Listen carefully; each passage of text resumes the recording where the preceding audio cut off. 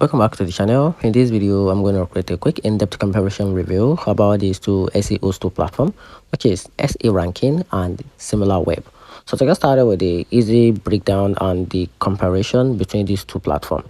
In 2025, SE Ranking stand out as a full-featured affordable SEO platform built for freelancers, agencies, and growing businesses. It offers tools for keywords tracking, backlink monitoring, site audit, competitors analysis, and local SEO. All within a clean, user-friendly dashboard.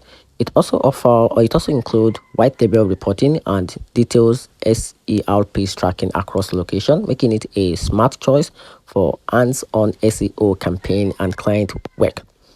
Talking about Similarweb, on the other hand, is a perfect intelligence platform best for brands and marketers focused on high picture insight.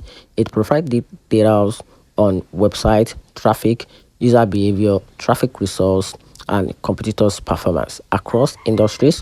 While it includes keywords and referral data, its real strength lies in digital research, audience profiling, and strategy analysis, not daily SEO tasks. And here's the overall conclusion. Choose SEO Ranking if you need an all-in-one SEO tools for optimizing website, tracking ranking, and managing campaigns.